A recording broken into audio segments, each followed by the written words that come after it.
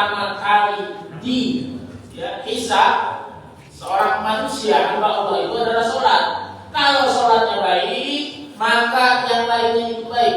Tapi kalau sholatnya rusak saat hisab, maka ibadah yang lain tetap rusak. Maka perbaiki sholat. Jangan pernah merasa, dari dulu belajar fikih sholat, terus dari zaman saya SD belajar sholat, terus udahlah sudah kapan saya berseragam sholat.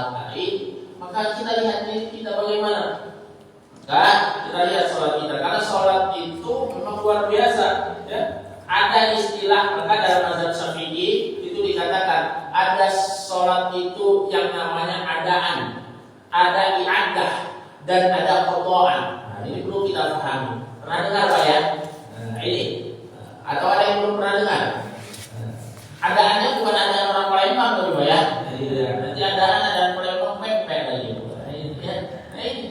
Jadi ada istilah adaan, ada i'adah, i'adatan dan ada qada'an. Ini apa? Ini penting. Kenapa? Terkait dengan ibadah yang memang sholat itu tidak bisa ditinggalkan. Sholat itu tidak bisa ditinggalkan. Ada itu apa? Sholat yang memang pada saat ini, pada waktunya dilakukan, maka adaan di situ. Maka niat ini penting. Dan niat itu bagian dari rukun. Maka kenapa dari mazhab Syafi'i lebih afdol, lebih utama niat itu dilafazkan. Ya, walaupun memang banyak pendapat yang bicara fikih, udah sih ngapain dilafazkan dalam hati aja juga nggak apa-apa. Ya benar. Saat dalam hati juga nggak apa-apa. Cuma lafaz ini membantu hati. Coba kalau kita tanya tadi bahasa hatimu apa? Waktu niat. Saya niat sholat maghrib 2 rakaat 3 rakaat karena Allah. Iya ya udah dilafazkan aja sama aja. Afdal. Sholli fardhu maghribi salasa rakaatin mustaqbilal qiblati adaan. Adaan ini pada saat waktunya kita ini sholat adaan. Ya. Kalau kita makmum ya makmum lillahi ta'ala, di sini adaan.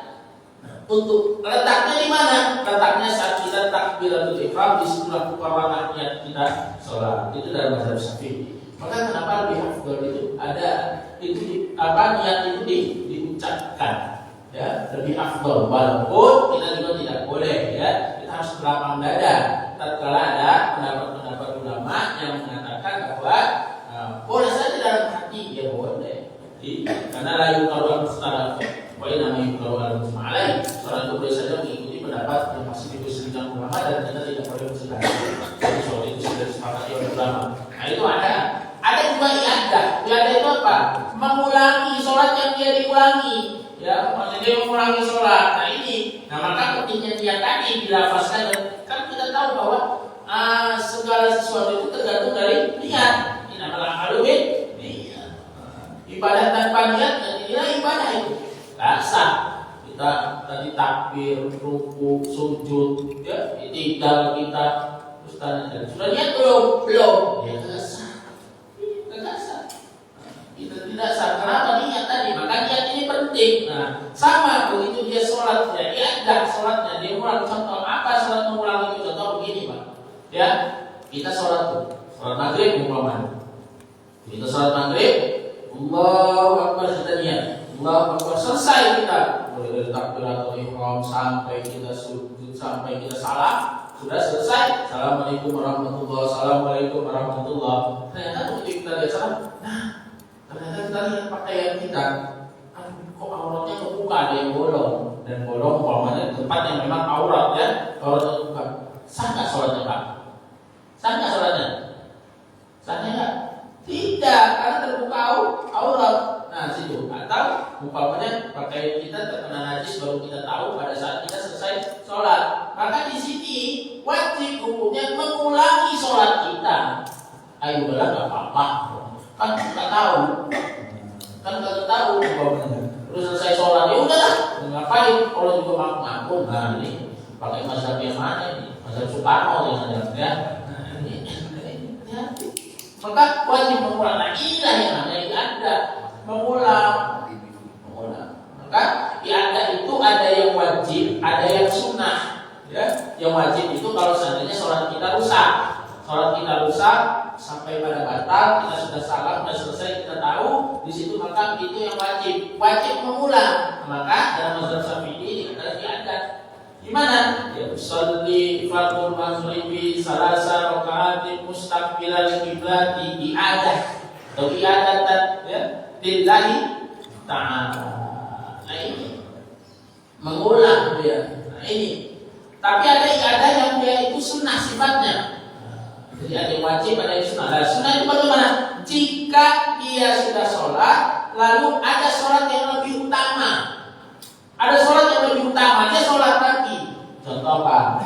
Bapak umpamanya datang ke masjid, datang terlambat umpamanya, atau dalam kondisi kosong, ya ada yang datang telat, jamaah sudah selesai, ya kan?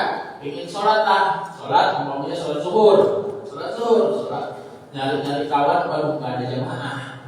Akhirnya sholat sendiri, selesai. Masa tunanya takbir Allahu Akbar, sholatnya munfarid sendirian ya, sholat sendirian. Selesai sampai dengan dia sudah tasyahud, sampai dengan dia salam, assalamualaikum warahmatullah, assalamualaikum warahmatullah, selesai. Masih duduk dulu di masjid sebentar, capek istirahat umpamanya.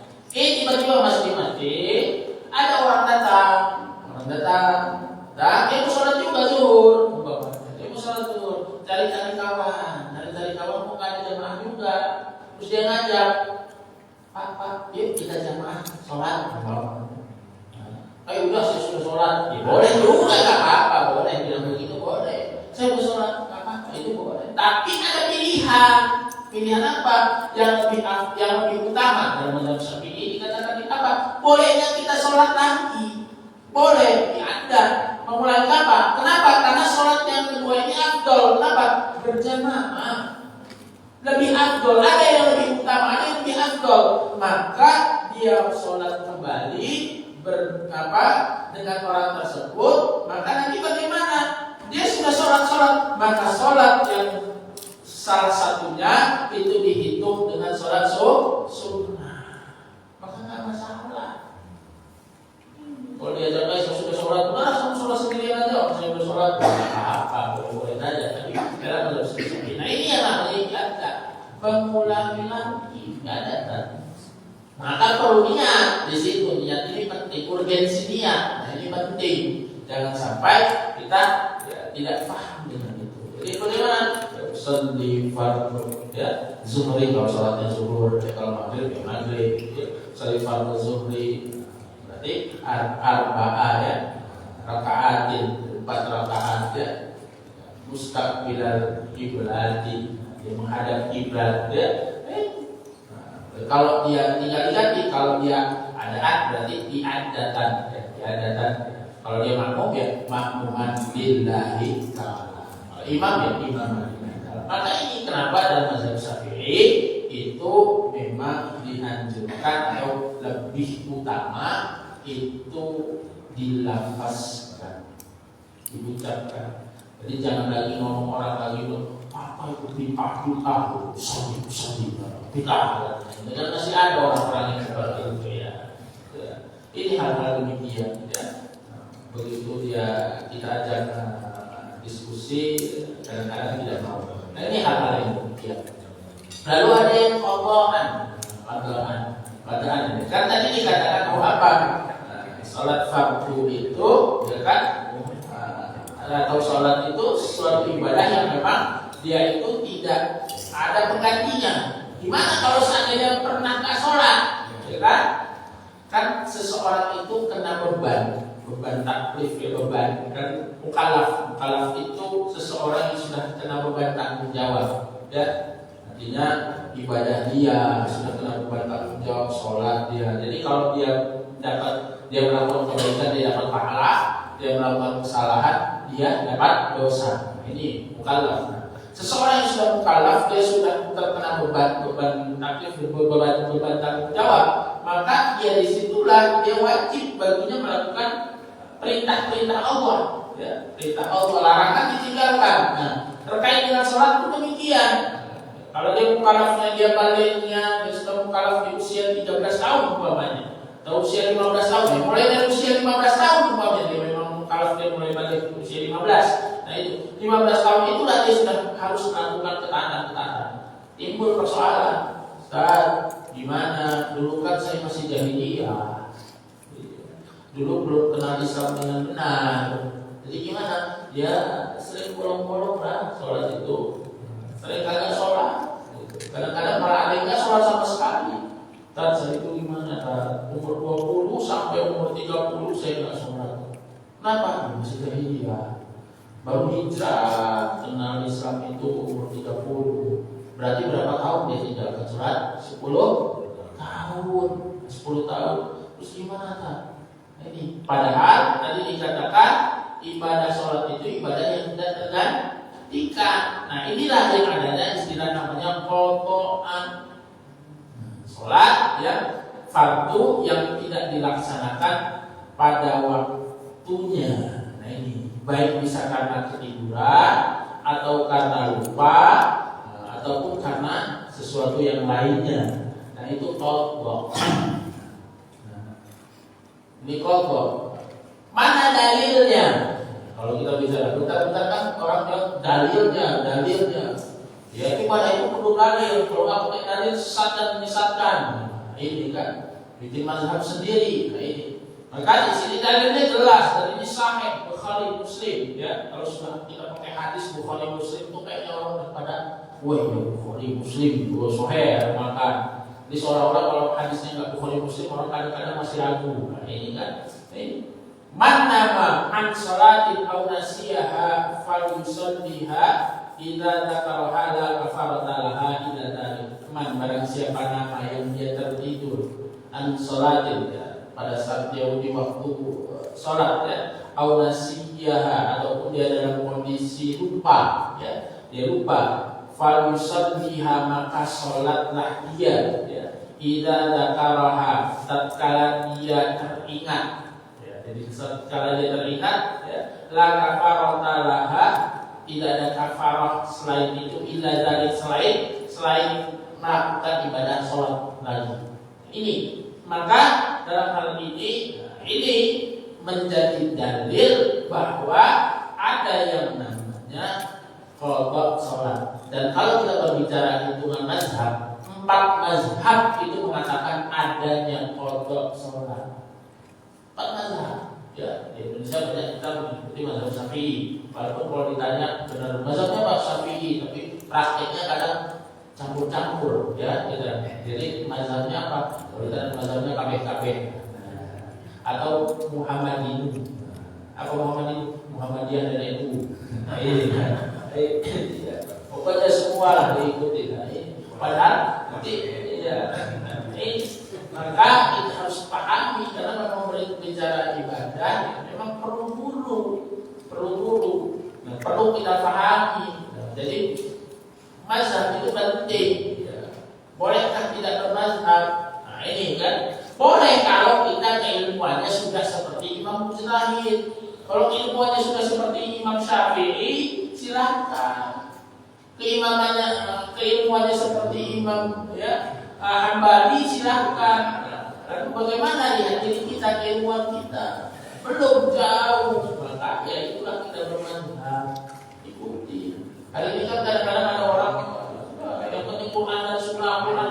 Ya benar, semua Quran dan Sunnah, nggak ada yang salah, semua Quran dan Sunnah. Tapi janganlah kita tanpa guru. Maka tatkala kita dengan berguru itu belajar itulah, maka keilmuan sanadnya tersambung. Oh belajar dengan siapa. Nah ini terus bersambung ilmuannya. Nah ini dan akan dipertanggungjawabkan. Nah, terkait dengan qadha salat ini penting.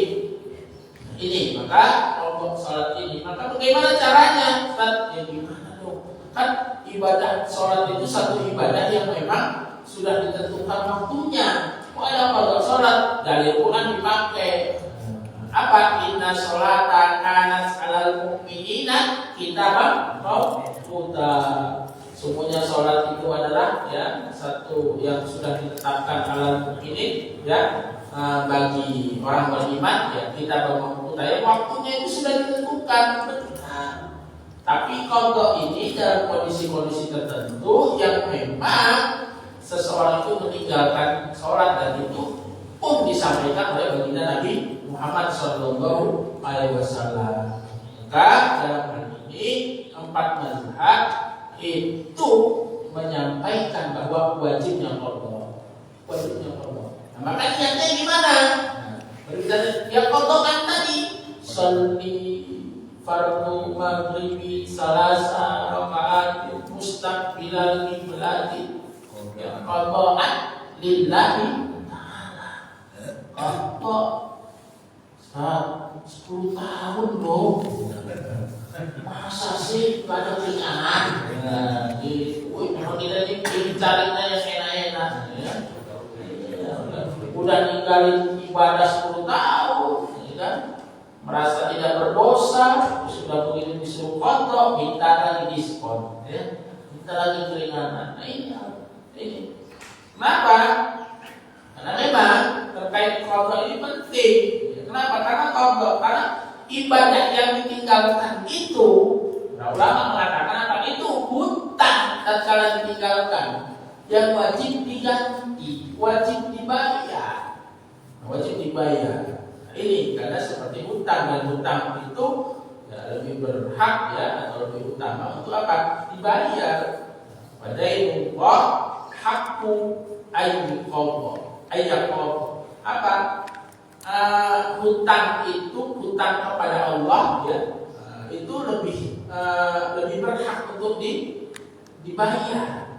Hutang kepada Allah ya, kita melaksanakan sholat, kita meninggalkan sholat, hutang itu maka lebih berhak.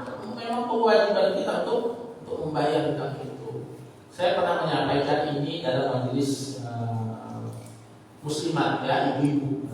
Saya sampaikan, lalu bertanya ibu-ibu jamaah muslimat, Ustaz, gimana? Kami kan setiap bulannya ada ya haid, ya, memang bisa 1 pekan, ya, bisa 7 hari, bisa apa, itu juga harus dibayar. Sepakat ulama mengatakan bahwa meninggalkan sholat karena haid itu tidak ada qadha, jadi tidak perlu mengqadha, karena memang itu haid sudah anugerah Allah yang memang bukan karena kelalaiannya. Ingat hadisnya itu adalah karena dia tertidur, karena dia lupa, karena dia lalai di sana maka qadha. Sementara haid itu bukan karena dia lalai, bukan karena dia tidur, bukan karena dia lupa, ya. Itu memang karena anugerah Allah. Maka di situ tidak ada qadha-nya. Ya, di sini. Jadi tidak perlu saya qadha kenapa? Kemarin 7 hari haid. Nah, itu enggak ada ya. Hanya buat aturan sendiri nanti ya. Buat syariat sendiri itu ya. Maka yang dikatakan yang qadha di sini adalah mereka yang memang tadi lalai. Maka niat ini penting, maka urgensi niat ini penting. Maka ada adaan, ada i'adatan, dan ada qadhaan. Maka niat ini penting. Maka ayo kita coba ibadah tanpa niat rusak. Sama kayak witir. Witir kan kalau kita lihat niatnya ini, witir itu artinya apa, Pak? Witir itu artinya kan ganjil. Nah, ya, dan kita tahu bahwa bisa 1 rakaat, bisa 3 rakaat, bisa 5, bisa 7, bisa 9, bisa 11, maksimal 11 untuk witir. Maksimal 11 untuk witir. Nah ini. Nah, lalu dalam hadis saya dikatakan qiyamul lail masna-masna. Ya, sahih hadisnya. Ya, salat malam itu 2-2. Nah, ya. Timbul pertanyaan akhirnya kan, walaupun witir boleh 1 rakaat langsung salam boleh, 3 rakaat langsung juga boleh, ya dengan 1 salam. Nah ini, tapi kita ingin yang afdal dalam fikih Syafi'i, karena hadisnya qiyamul lail itu adalah masna-masna, qiyamul lail itu 2-2, maka di sini witir bagaimana? Witir itu ya 2-1 dalam mazhab Syafi'i. Nah ini timbul akal-akalan logika manusia kadang-kadang berpikir lagi. Katanya witir itu ganjil. Nah, lalu kayak mana kalau dia 2 rakaat berarti kan genap. Terus niatnya gimana? Nah ini yang perlu kita pahami. Untuk menjawab itu perlu niat, karena urgensi niat ini penting ya, terkait kita niat ibadah ini. Apa? Terkait itu maka kita lihat apa itu namanya syafaq. Syafaq. Sholli ya, sholli sunatan ya syaf'i ya ma'al witri. Nah, ya. Nah, itu jadi sholli sunatan syaf'i ma'al witri ya. Nah, itu kalau dia adaan makmuman lillahi ta'ala. Kalau dia makmuman umpamanya makmuman lillahi ta'ala. Maksudnya apa? Nah, dia dua dari yang ganjil. Dalilnya mana? Surah ya dikatakan wasyaf'i wal watar. Nah, surah apa itu? Surah Al-Fajr. Wasyaf'i wal watar. Dari yang genap ya, yang genap dari yang ganjil. Nah ini maka di sini wasyaf'i wal watar. Nah, jadi sholli sunatan syaf'i ma'al witr ya, ma'al witri ya, makmuman ya, adaan makmuman lillahi ta'ala. Jadi satu rakaatnya gimana? Sholli sunatal witri rakaatan ya, adaan makmuman lillahi ta'ala. Tapi buat ya, belajar memang begini ya. Allah tidak akan menyulitkan. Kalau benar Allah tidak menyulitkan, tapi kita memang Allah menginginkan kemudahan benar. Kita kadang-kadang pakai dalilnya apa?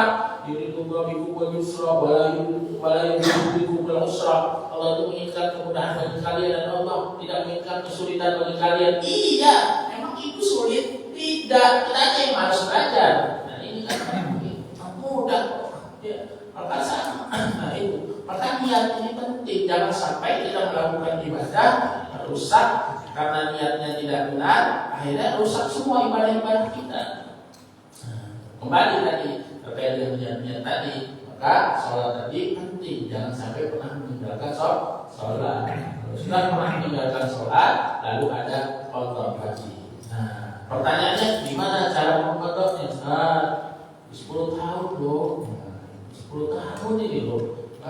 Nggak sebentar, 10 tahun saya ngitungnya juga lupa, bingung mau berapa ini kalau ketahuan, pokoknya udah banyak banget. Nah ini kan 10 tahun kita ngitungnya juga nggak tahu. Kalau ditanya udah berapa kali tinggal, dia nggak tahu lah, udah banyak bener, nggak pernah sholat umpamanya kan.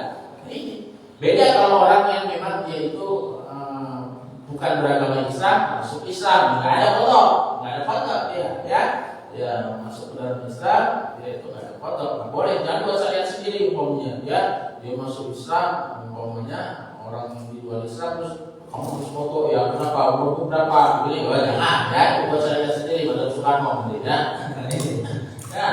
Ini kan harus ya, tapi tatkala kita memang muslim ya, maka wajib kita kalau kita sudah mulai ya mengqadha tatkala kita meninggalkan ibadah-ibadah kita. Nah, lalu bagaimana caranya mengqadhanya itu? Mazhab Maliki itu mengatakan bahwa cara mengqadhanya adalah setelah kita melaksanakan sholat yang utama, yang adaan tadi, sholat adaan tadi, lalu cara mengqadhanya adalah setiap harinya itu mengqadha 2 hari yang ditinggal, dilakukan terus menerus sampai dikira-kirakan sudah selesai. Perkiraan aja lah pokoknya. Kira-kira apa? Pokoknya 2 kali. Jadi sholat dulu kita, setelah itu sudah lalu mengqadha 2 kali. Nah, ini minimal ya, minimal. Artinya mengqadha lebih dari itu pun boleh. Boleh, silakan. Nah, Imam Ibnu Qudamah mengatakan mengqadha setiap hari semampunya, waktunya terserah. Nah ini, jadi waktunya terserah. Nah ada sedikit perbedaan Imam Ibnu Qudamah. Kalau Imam Ibnu Qudamah itu waktunya terserah, tidak mesti pada waktu asar harus dibayar di foto di asar, gitu. Maghrib harus diqadha di maghrib, itu tidak. Imam Ibnu Qudamah itu tidak mensyaratkan harus seperti itu. Artinya dia karena berdasarkan hadis itu barang siapa yang dia lupa dan dia ataupun dia tertidur maka sholatnya saat dia ingat. Nah, salah satu memahami hadis itu maka di situ nggak mesti harus saat di waktunya. Dia sadar dia mengqadhanya di waktu isya umpamanya, mengqadha sholat asar nggak apa-apa karena itu qadha ya.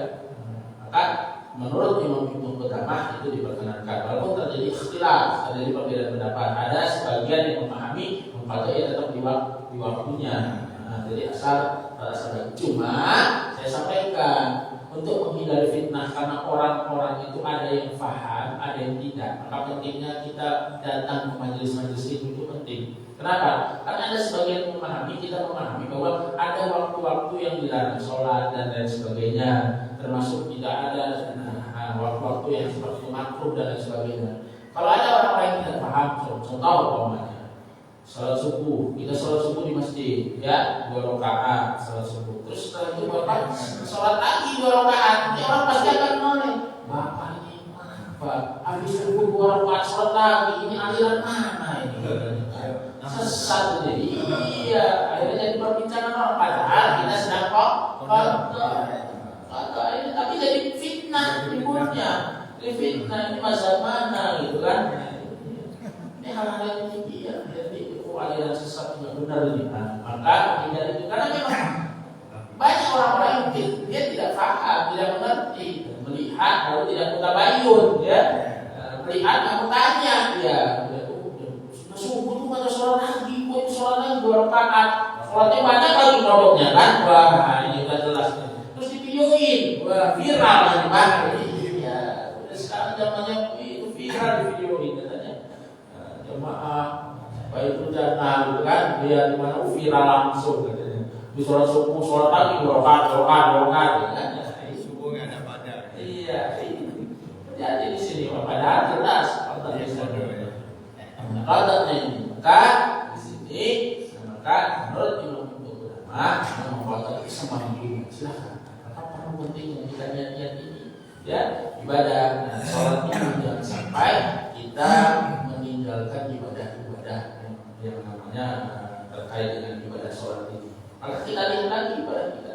Kita lihat ibadah kita, ya jangan sampai kita meninggalkan ibadah-ibadah kita. Kalau sudah ada yang tertinggal, maka yuk kita coba qadha salat. Ustaz, apa ada pendapat orang atau pendapat ulama yang tidak perlu mengqadha? Ada memang. Nah, nanti kalau Bapak banyak ngaji kan di majelis taklim enggak cuma di sini saja. Di tempat-tempat lain, itu kan ada. Ya, enggak perlu qadha. Menurut pendapat siapa tuh? Imam Ibnu Taimiyah dan Imam Ibnu Qayyim muridnya. Qayyim mengatakan nggak perlu qadha, tapi cukup dengan taubat dan nasuha, dan setelah itu memperbanyak salat sunnah.